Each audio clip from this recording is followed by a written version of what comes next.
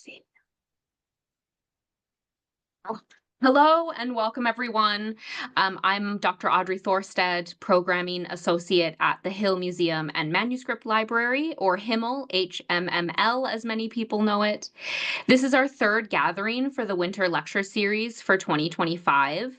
We hope you'll join us for our final event in the series on April 23rd, same time, same place, with a special guest, Dr. Matthew Harkins, Professor of English at the College of St. Benedict and St. John's University, who will be discussing Shakespeare and His World, A Journey Through 17th Century London. One goal we had for this series over the course of 4 events is to provide a platform for scholars to share findings they've uncovered through the study of manuscripts, both physical and digital, cared for in our collections, while at the same time getting the audience, people, excited about what manuscripts can tell us. And indeed, getting excited about manuscripts is something HIML does very well and has been doing for 60 years. If you are new here, HIML is an international organization based out of Minnesota in the United States. Our purpose is to preserve and share the world's handwritten past to inspire a deeper understanding of our present and future. Handwritten books, or manuscripts, are clues documenting what humans over thousands of years thought important enough to share and write down. It is incredible what these voices from the past have to tell and teach us. Therefore, we photograph manuscripts around the world so their contents can be made available for centuries to come. We place special priority on manuscripts located in regions endangered by war, political instability, or other threats. Preservation begins through partnerships with local libraries, agreements that allow HIML to take digital images of the manuscripts in their collections. Digitization is done entirely through local teams to whom we provide equipment, training, technical support, and payment for their work. We photograph everything in a collection because we don't know what might be significant in the future. Copies of the digital images are given to the library or archive that holds the manuscripts, and another copy comes to HIML in Minnesota. HIML employs catalogers and other staff to ensure that the digital images of these manuscripts are identified, supported for long-term access, and are made freely available to public via our website. Scholars from around the world visit HIML both physically at our location on St. John's University campus and virtually in our virtual reading room on our website, which houses millions of photographs of manuscripts. This series gives us the opportunity to introduce and hear from these scholars whose work enhances and increases our understanding of the manuscripts in our collection. Programs like this are free and open to the public thanks to the generosity of the community of donors. Our work is solely funded by donations and grants. Please consider donating to HIML online at hmml.org. Your donation will allow for continued effort in preserving our global cultural heritage. Today's lecture will be around 40 minutes in length, and we will have time for questions at the end. For this lecture, we are using a Q&A function on Zoom, and this can be found at the bottom of your Zoom screen. You may type your question at any time during the presentation. Today, we are joined by a very special HIML guest, Dr. Ani Shahinian, who is the cataloger of Armenian manuscripts here at HIML. She earned her PhD in history and theology at the University of Oxford in England. She holds an MA degree in Near Eastern languages and cultures from UCLA and a diploma in philosophy and theology from the University of Oxford. Dr. Shahinian's doctoral research addresses the question of Christian martyrdom in the context of political, economic, and ecclesiastical history in late medieval Armenia. We have a series of links for further watching, reading, and learning, and I will put these in the video description below. If you're interested, please seek them out.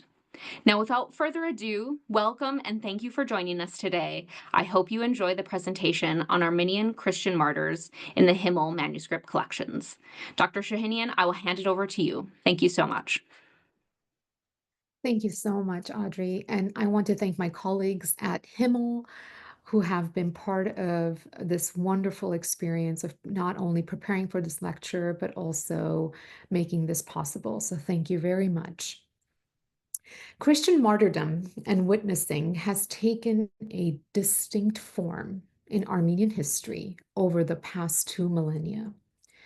Armenia's unique geographical position, caught between rival empires, be it the Roman and the Sassanids in antiquity, the Byzantines and the Caliphates, the Ottomans and the Safavids of the 16th, 17th, 18th centuries, along with Armenia's frequent struggle for political autonomy, has led to a continuous experience of martyrdom that sets Christian witnessing in Armenia apart in its theological understanding and in its expression.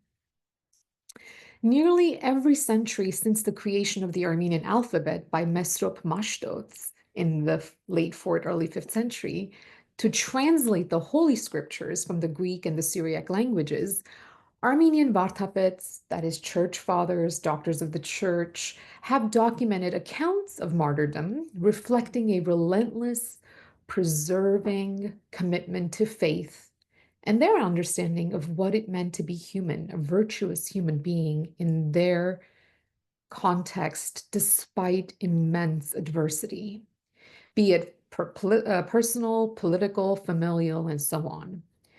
Through this enduring tradition, the people in Armenia have carried the torch of the good news of the gospel that the life of Christ as witnesses to it century after century, passing their Christian testimony forward, preserving its light through many generations, even at the face of genocide of the 19th, 20th centuries or Soviet communism.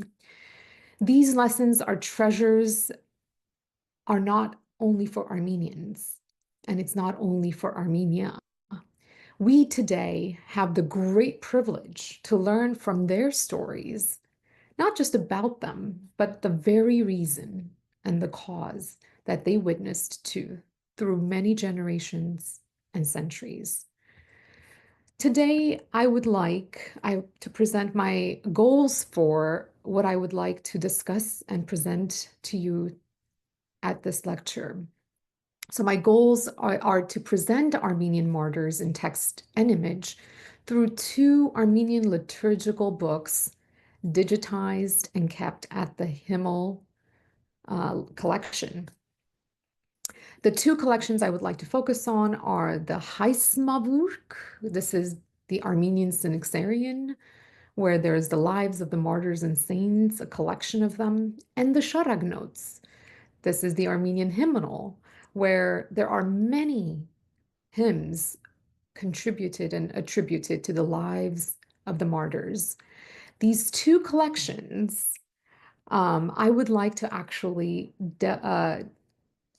go into 2 very unique collections at Himmel that come to us from the Armenian Patriarchate of Istanbul, Constantinople, and also in Lebanon, the monastery of the Zomar convent, the collection that has been digitized from there.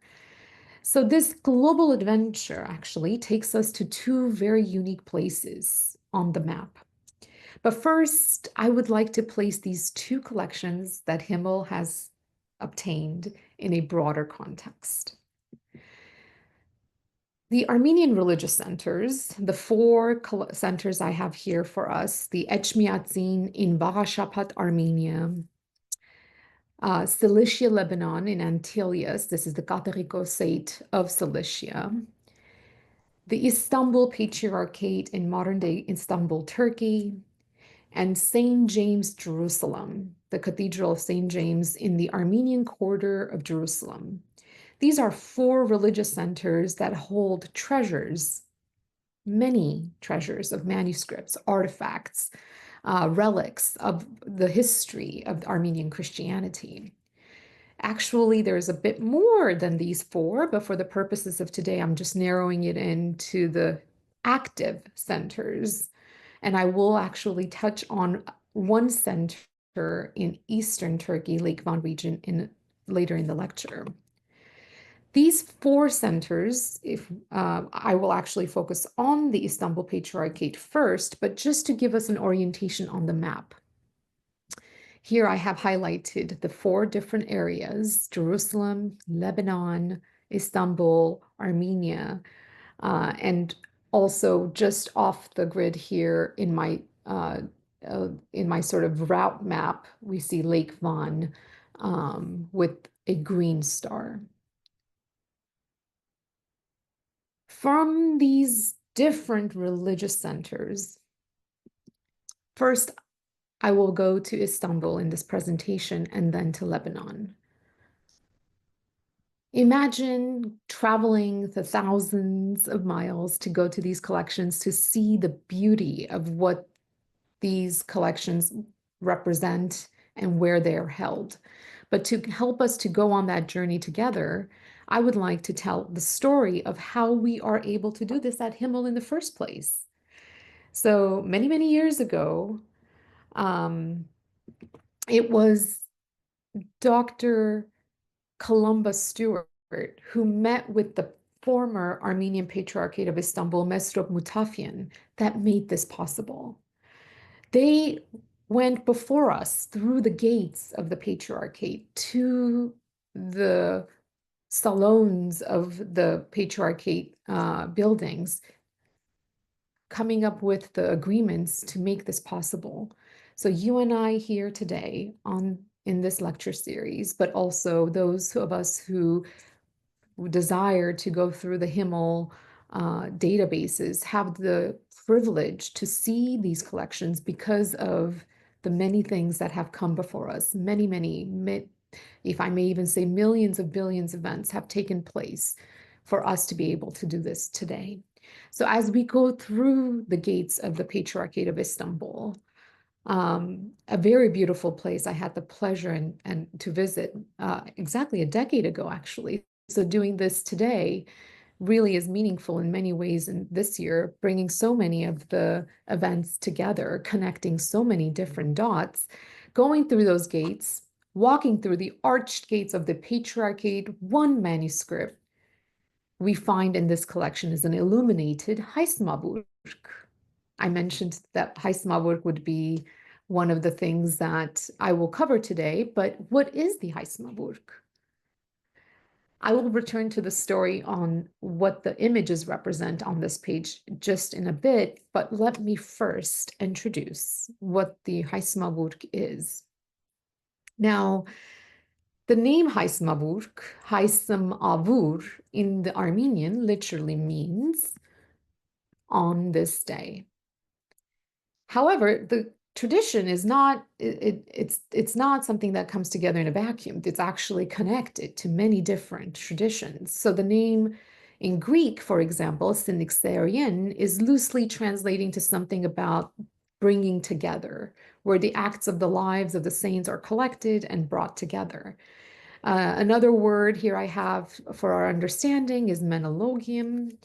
So menologium actually emphasizes mens in Latin, or also the word men, which means month. So it's interesting. The Armenian has actually focused on on this day Haysam Avur to make perhaps a different emphasis.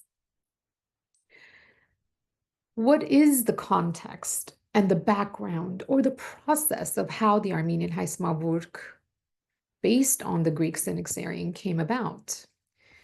Over the next few slides, I would like to introduce and share and establish the background briefly before I share a bit more in detail what we find the contents of the Haysmavurk to be. As you see here on this slide, the history of the compilers and the contributors and all the efforts and the works that have gone into translating and editing the Haysmavurk comes from very many Vartapets and Armenian church historians, church fathers on this list. Those interested for a detailed study can explore each name and each history more thoroughly.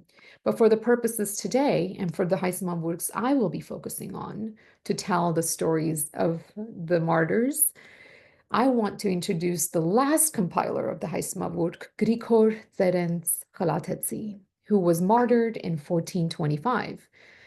Grigor Dzerenz Khalatetsi, who was he? We've become a bit acquainted with his Haismavurk, as I've shown one or two images thus far, and I've heard his name now, but now I would like to focus a little bit about his life and martyrdom. Now, Khalatetsi is not only a martyr because of death, but because of the way he lived his life. Gentani Nahadag, a living martyr. He was a renowned Bartapet theologian, major influencer of life and culture in late medieval Lake Van region. I promised I would come back to another religious center, so here we are. Khalatetsi was born in 1349 in Khalat, a city on the northwestern shores of Lake Van in the region of Bajunik, modern-day Ahlat, eastern Turkey. Now, where is this? Earlier, we started with the map to the west of Turkey, the Ottoman Empire. Now moving to the east of the map, I have here boxed in blue where Lake Van is located. Many of the names and places I just mentioned, introducing who Khalathetsi is, are places that are located right here in this signified boxed area. Now, the final compilation of the Haismawut was done in a monastery in the Lake Van region. And I want to share just a bit more just to orient us geographically, for just our historical imagination of where Lake Van is historically, just zooming in here in this section where the places that we would journey to think and talk about some of these manuscripts come to us from this region. Now, for the purposes of, again, shaping, forming our imagination, coming from the historical to the modern period, I want to share again a broader image of what religious life looked like in medieval Armenia, in medieval Ottoman Empire. Looking at these two west and east centers, where we started in Istanbul, Constantinople, modern-day Istanbul, Turkey, what we find in the rich repository of the patriarchate leads us to a historical account. What we find there brings us to the Lake Van region, east of the patriarchate. Now, zooming in just a bit more into the lake area, again, another historical representation of the region. I have once again boxed various centers, monasteries, religious centers, churches, cathedrals, to highlight where these manuscripts were copied. What was the life and what were the contexts that produced these manuscripts? What were the needs? So the Lake Van region was decorated, as you can see here also illustrated, with many hundreds of monasteries and churches. What headed the religious centers then wasn't the Patriarchate of Istanbul, it was the Catholicosate, another religious center of Armenian life, Akhtamar. Now, Akhtamar, the Catholicosate of Akhtamar Holy Cross Church in Lake Van, was around from 1113 to 1895. And Grigor Dzeren's Khalatitsi flourished and flowered in his compilations, editions, writings, and leading religious life of the Armenian people then, centered around this Catholicosate. Now, this Catholicosate is no longer active. It only is with us in memory. However, for the purposes of understanding Grigor Dzeren's Khalatitsi and who he was and how he came about to compose so many treasured Armenian religious works, it is important to understand the center that brought about the imagination to compose and produce such writings. So going back to him for a little bit more, a couple more slides about his life for us to understand what he produced. In memory, we can recall the Lake Van region with all the various monasteries. So Khalatitsi was actually martyred in Tsipnavank, a monastery, on Pentecost Sunday, May 9th, 1425, during the Karakuyunlu invasions under Iskander. So one important thing to highlight about Khalatetsi's history is that his contemporary, the historians of his time, referred to Khalatetsi on multiple occasions, observing his tireless work of unceasing vigilance for 55 years, where Khalatetsi wrote corpus in large size and in breadth of genres. His most influential collections that have continually impacted and occupied attention in the following centuries include gospel manuscripts, homilies, composing hymns, editing the Synaxarion, actually compiling and editing the Book of Hours, the feast days, the saints' lives. He wrote riddles, poetries, and letters, actually, that went all throughout the Lake Von area. And we have all of this in various repositories in those religious centers I mentioned earlier on. Khalatetsi was about 75, 76 years of age when the Karakuyunlu invasions took place in Artske. Again, imagining the map, we can go back to the northwest region of the Lake Van, and that's where Artske was, and he was martyred in that place. With some undercover intelligence that came to him through a group of men, they were sent to Khalatetsi the night before the invasion to allow him the opportunity to escape the monastery. His martyr text, which is also a vita that talks about his saintly life, tells us that Khalatetsi refused to leave the monastery, yet he gave a good confession before he was killed. The event shocked the entire Lake Van region, the Vartapets of the area, the hermits, the spiritual leaders that brought together the memory of Khalatetsi in a way that even here today in the 21st century, we can learn from all the writings that took place then and are preserved in many ways, not only at Himmel, but around the world. Just to give us a glimpse of one of the sections in his Vita, Martyrology, I want to read a section of his life with you, and you can follow with me on the slide. This is translated from his Vita from the Classical Armenian, and this is actually also located in the Haismavuks, which I will demonstrate in a minute with all the illuminated Haismavuks from the Patriarchate of Istanbul collection. So a section of his Vita describes stating, in this end time and lattermost age, he was named a second Vagayasej. So Vagayasej, it's martyrophile, lover of saints and martyrs. The first one being Grigor second Vagayasej, and he is now given the name again several hundred years later as the second Vagayasej, for he collected many writings of ours, of others, that is the foreigners. This includes the Greeks, the Roman martyrs, the Greek martyrs, the Latin martyrs, books which were aged and damaged, and brought forth from the darkness into light the hidden and unknown histories of all the saints. He produced the volume of the Haismavurk, and having stripped off all the deep and incomprehensible discourse, he extracted and wrote simply and clearly the history of the saints, and all the translation of the God-breathed scriptures by the holy translators he once again refined and uncovered the meanings of the holy writings so that they became comprehensible for everyone. Now, what's so unique about this, Khalatetsi had the ability not to just comfort and teach the people of his time, he was able to update and make it relevant for his people. He had the distinct capacity to educate all types of audiences, not just some old treasures that were remaining in the dark and not comprehensible. No, he made it comprehensible.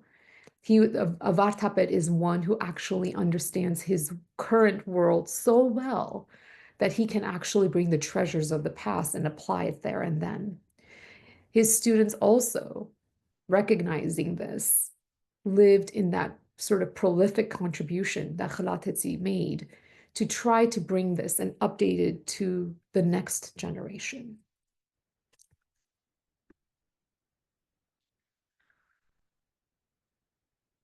So one more interesting development in Khalateti's Haismawurg, and actually before I say this, here we have an image I have taken of what it would look like if you were to go into the Himmel repository database and see a manuscript on the digitized versions of what these manuscripts look like. So you would be able to see it in this format. But to zoom in just a little bit, here we have one more thing that Khalatesi does with the Haismawurg. He actually takes the Haismawurg and updates he changes the calendar, and he starts the Haismawurg, the Armenian Haismawurg that he compiles, the last compiler, with a story of the 3rd, 4th century Christianization of Armenia. Perhaps you've heard the famous stories of Armenia being the first nation to accept Christianity in 301 AD. Now, what is the story behind that? So if we look at this manuscript here, we have a couple of persons sort of depicted.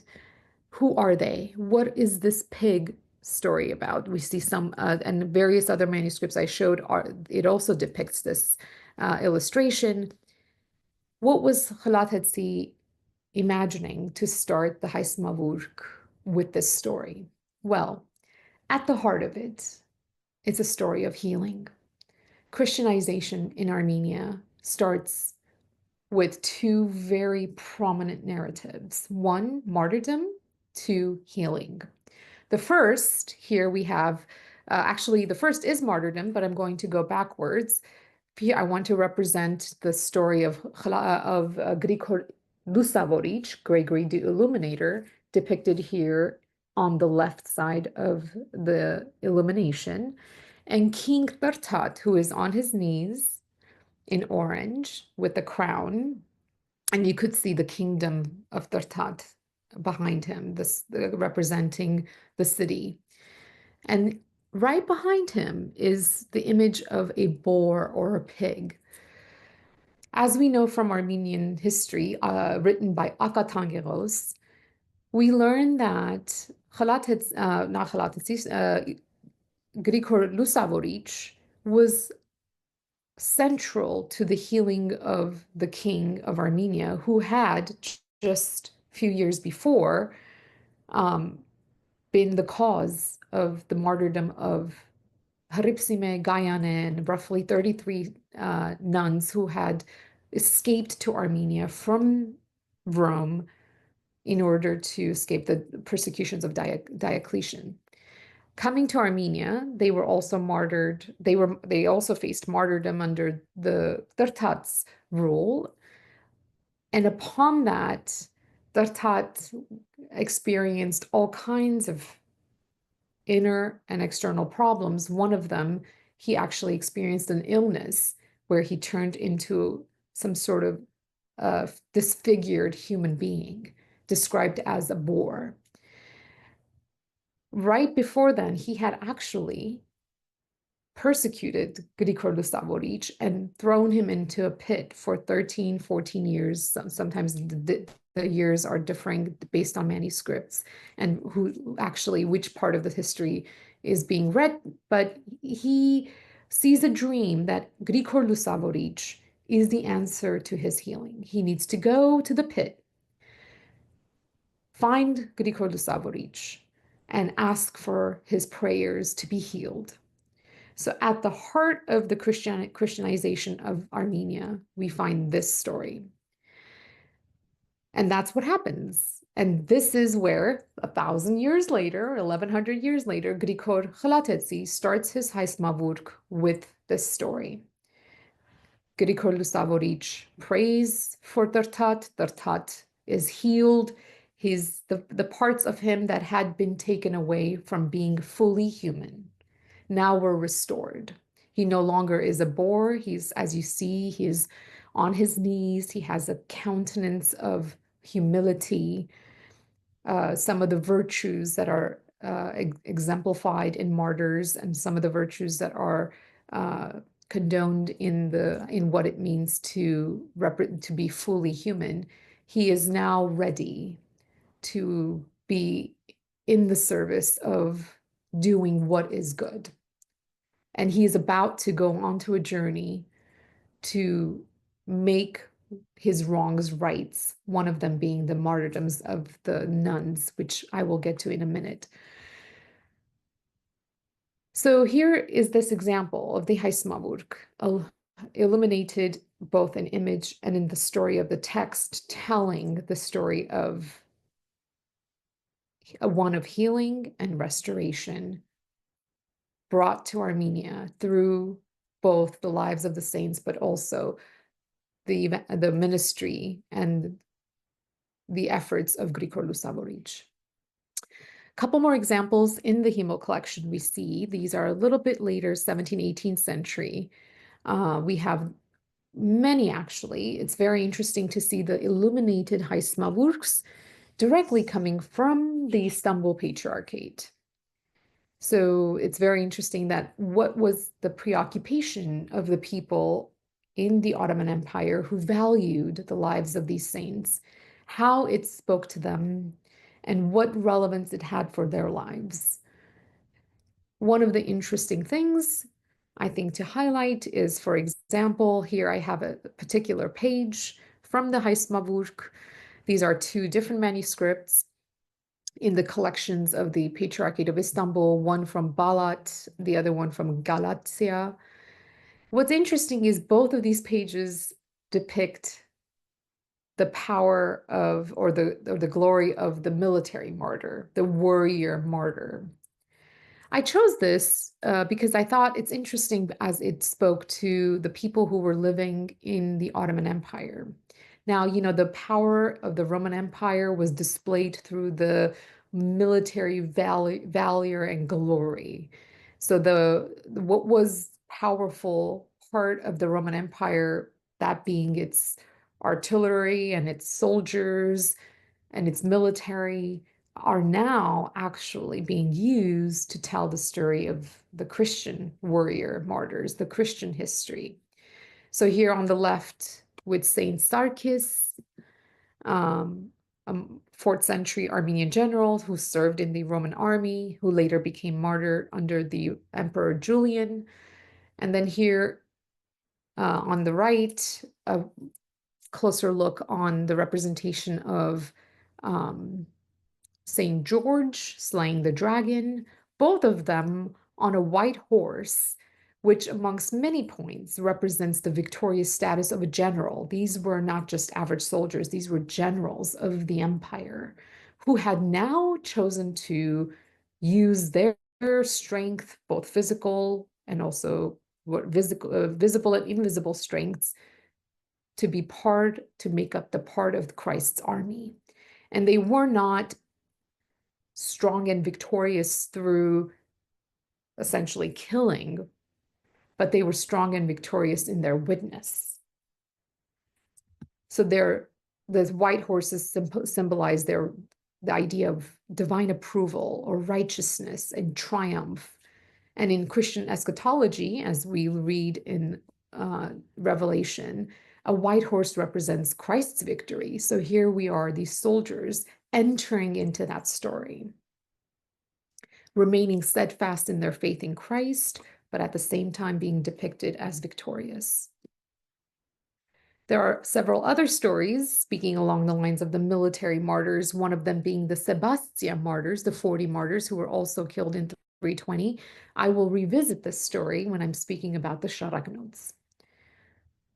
Here, I just want to display the illumination of the Sebastia martyrs that also comes up in the Heismavurk.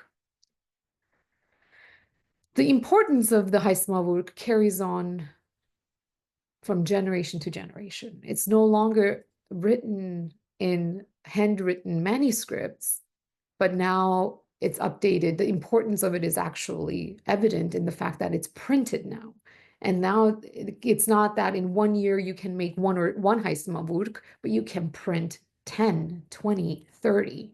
So the innovation of the printing press became a way for the Heisenberg to become more accessible, and the church in Ottoman Empire actually started using that and printing Grikortzeren's Khalatetsi's Heisenberg, which spoke about its popularity. So here I have just an example from the 1706 and 1730 publications, but this of course carries on through the 18th, 19th centuries.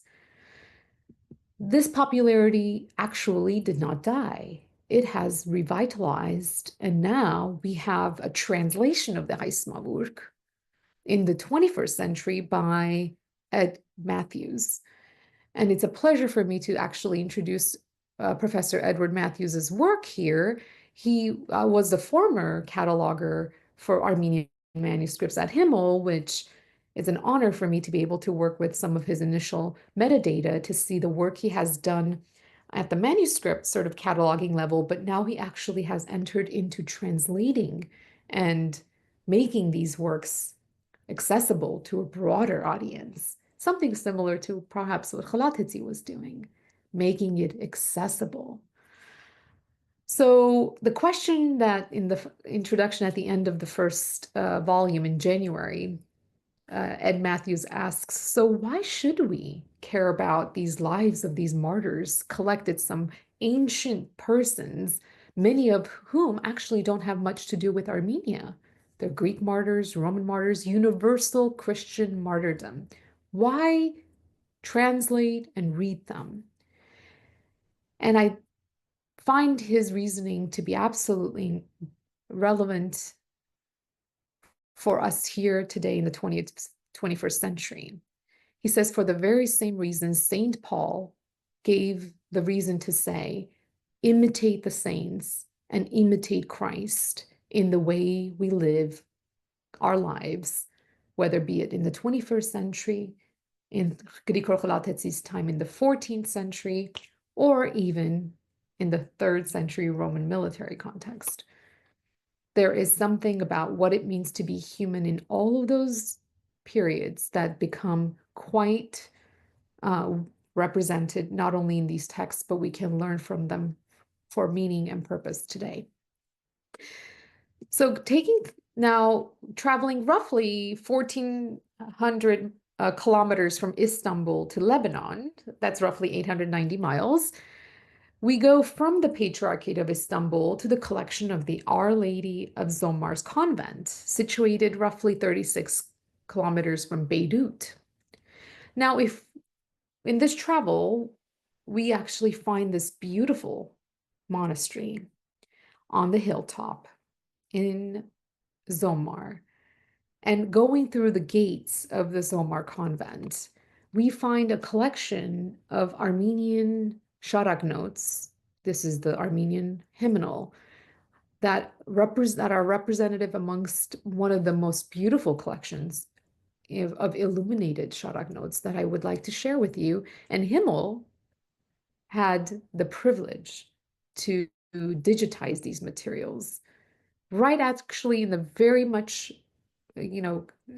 difficult times of war, in a period where digitizing these manuscripts became such an important way to have access to them.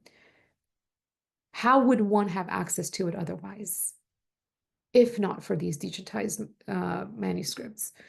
But we can enter through those gates in through the database at Himmel and look at, here's 2 examples in this very important collection of the Zomar manuscript collection, 2 examples of the Armenian Sharak notes.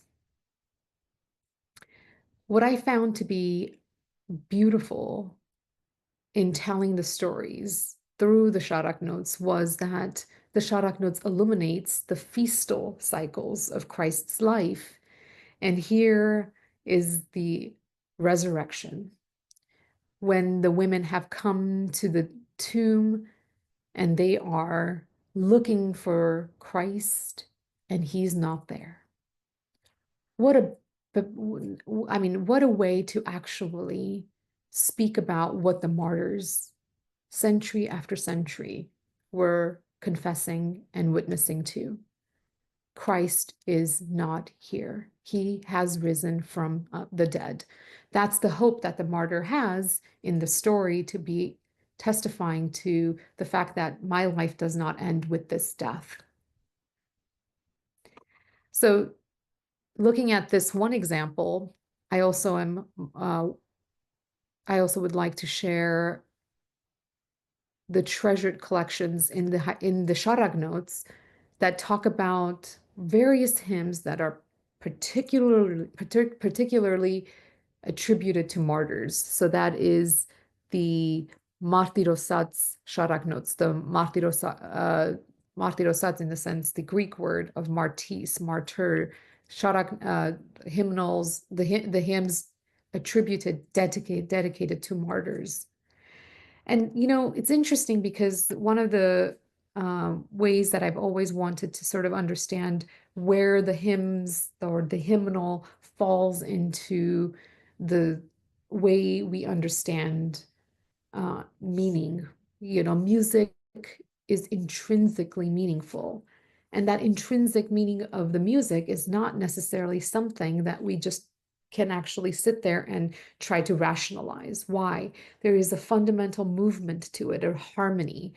And in that way, the church chose the hymns to be a means through which the stories of the martyrs, the meaning and the purpose of how martyrdom was understood, to be told.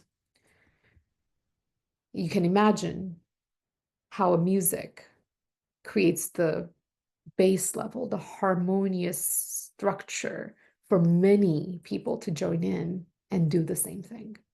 And that's through the theology of what it meant to be a martyr, the development of the idea comes through most beautifully in the Armenian Sharak notes.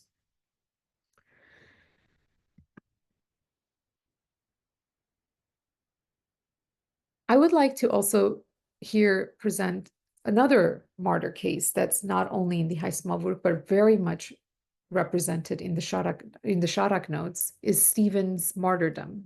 Saint Stephen is known as the proto-martyr in the chapters 6 and 7 of Acts of the Apostles. Stephen's martyrdom and his confession is very much, I would say, the prototype. He becomes the proto-martyr, the prototype of what it meant for Christians to exemplify their witness in the generations or in the centuries after. Saint Stephen there is depicted before a council, before the Sanhedrin, giving a testimony. His stoning here in a manuscript illumination, we see depicting the fact that he was dragged out of the city and he was stoned to death while he was giving a confession to his to what he knew, to what he had seen to be true. So a couple more illustrations and illuminations to depict this, all coming from Armenian manuscripts. We see a manuscript illumination, which is actually part of a lectionary on the left, and then a gospel manuscript illumination depicting this stoning event of Saint Stephen on the right. Why is it so important to really ground our understanding of what martyrdom represented in the various traditions of the Armenian collections? It's pervasive, it's everywhere. It's in lectionaries, it's in Haismavurks, it's in Sharak notes. It becomes the foundational way to express their identity of what it meant to be a martyr in different times, different periods, under different rules, under different complexities of what they experienced, what the Christians experienced. And here, these two collections come from the Lebanon, the Cilician Kalderikosate collections, which are currently kept in Washington, D.C. A few more ways of how the memory is celebrated is in frescoes. Here we have a fresco in a church in Megri. This is the Church of Saint Hovannes in Sunik region, which today remains quite a bit of an altercated war zone area. Yet the people there remember how they interpret and understand their sufferings by connecting it to thousands of years of history, where standing firm in their conviction and in their faith, they not only depict that in their manuscripts, but also in the walls of their church through these frescoes. Stephen's martyrdom becomes important to see the various elements to repair in the martyr texts in later periods, but also how these martyrdom narratives encapsulate the human struggle in the face of challenge. In the Sharak notes, we also see what I covered about the victorious martyr depicted. Here we actually, so I showed two examples from the Haismavur. Here in the Sharak notes, we have Saint Theodoros. So there was Saint Sarkis, Saint George, and here's Saint Theodoros. Many representations of how the military warrior martyr was one that was depicted not only in text and image, not only in the telling of the stories, but also singing and the meaning it had for the many contexts. I promised to get to the Sebastian martyrs. Now, who were the Sebastian martyrs? These were a group of 40 soldiers that were sentenced to die on an icy lake in in Sivas, modern day Sivas, Turkey. We see here in this image, if I may give a closer look, all 40 martyrs are on the icy lake. They are being bestowed with these crowns from Christ, who is depicted in his blue and red, that is divinity and humanity represented in the illumination. But you could see the one who is about to go into the bathhouse because he just, the suffering is too much. It's too much for him. So he's about to go into the bathhouse and actually ends up dying from hypothermia because of the hot and cold. I mean, from an icy lake to a warm bathhouse, he dies. But the guard who was commissioned by the emperor to make sure that these martyrs were they were, the sentence was carried through effectively. He sees the fate of these 39 and says, I will jump in for the 40th. So then the guard, here again, speaking about the representative of the military figure, taking on the place of witness, is depicted here in this illustration. And I have one representation from Cappadocia, the actual church on which the martyrs, on the relics of these 40 martyrs, the church is built, depicting the Sebastian martyrs situated in Cappadocia region of Turkey. And it's interesting to not only see these illustrations and illuminations in the manuscripts, but they're also in the frescoes, similar to what I highlighted with Saint Stephen. Earlier in the frescoes we viewed about him. As promised, I want to get to the story of Hripsime. This was the saint that Tartat had killed, the nuns who had escaped from the Roman Empire, surviving in Armenia, finding refuge in Armenia, only later to be martyred. Their story is a beautiful one. I do not have the time to actually explore it with you, but just to show the victorious position of Hripsime here, just a closer up look on this one marginalia, a miniature illumination of her, sort of standing victorious over having her hands is like holding the horns of the enemy who tried to shake her but could not. She became victorious over that over the challenges that Tartat represented.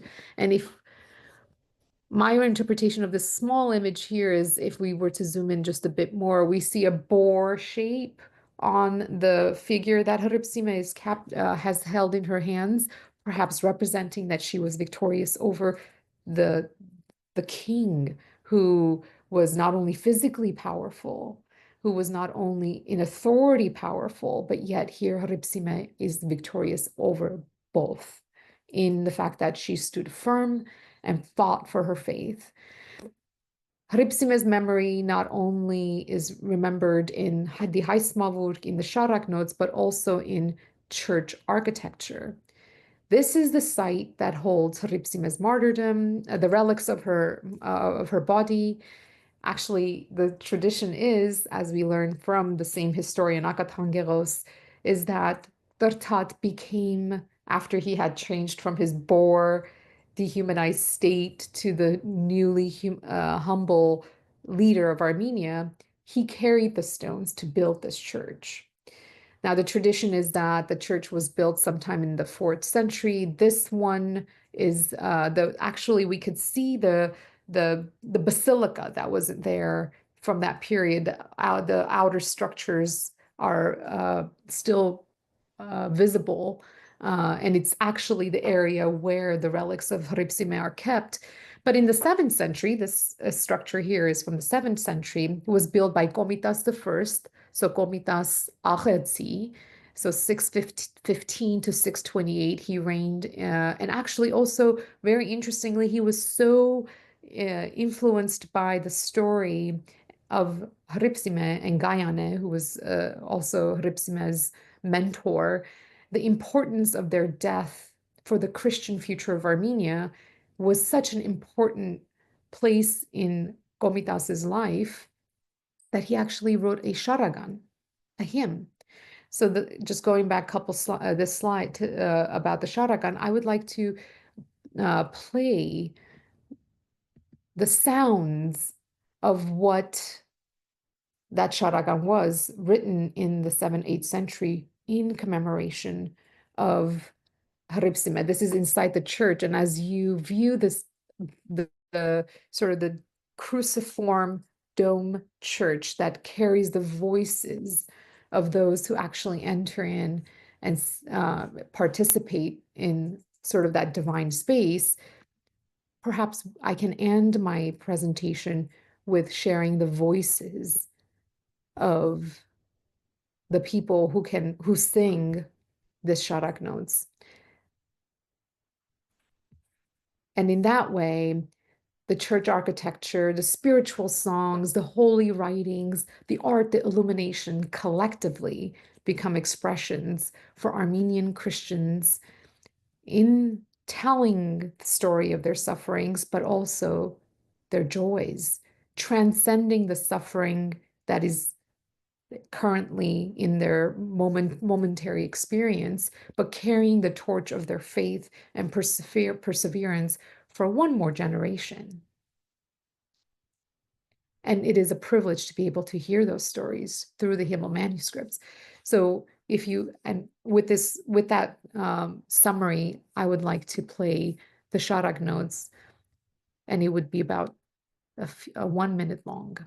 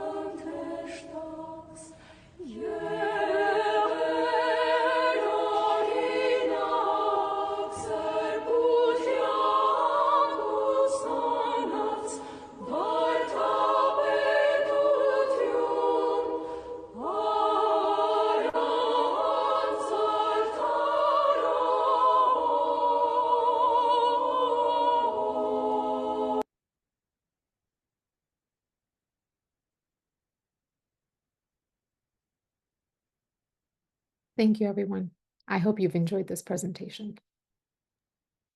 Thank you, Dr. Shahinian. That was wonderful. It was very a sensory journey through these manuscripts. We got visuals, we got song. It was quite a journey, and it's nice to get a sense of the space and the place that these manuscripts are held. And I want to remind everyone that the manuscripts in this presentation are part of our digital free library, where we share the digital copies of these manuscripts while the original objects remain in their communities. I will put links to many of these manuscripts available in our virtual reading room in the description in this video below. So if you want to learn more about Himmel's work and what we do, please visit our website at www.hmml.org. Thank you so much. Thank you to our presenter. That was so wonderful. And we hope to see everyone again very soon. Thank you.